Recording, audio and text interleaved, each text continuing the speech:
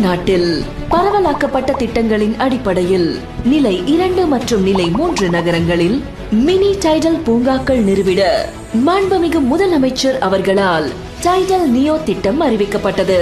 அதன்படி tidal neo Villupuram, Salem, Thanjavur, Thoothukudi, Tiruppur, Vellore மற்றும் காரைக்குடி ஆகிய 7 பூங்காக்கள் திறந்து வைக்கப்பட்டு வெற்றிகரமாக இயங்கி வருகின்றன.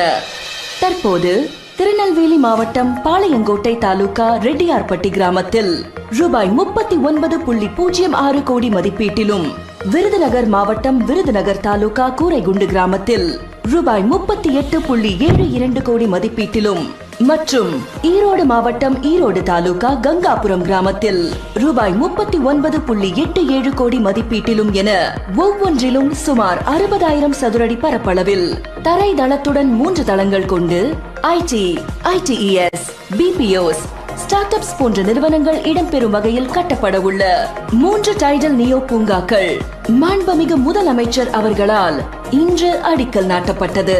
இக்கட்டடங்கள் ஒவ்வொன்றிலும் 600 தகவல் தொழில்நுட்ப வல்லுநர்கள் பணிபுரியும் வகையில் குளிர் சாதன வசதிகள், ஒருங்கிணைந்த கட்டிட மேலாண்மை அமைப்பு, 24/7 பாதுகாப்பு வசதிகள் ஆகியவற்றை உள்ளடக்கிய அதிநவீன வசதிகள் ஏற்படுத்தப்பட உள்ளது. இக்கட்டடங்களுக்கு அடிக்கல் நாட்டிய திராவிட நாயகர் மாண்புமிகு முதலமைச்சர் அவர்களுக்கு நெஞ்சார்ந்த நன்றி.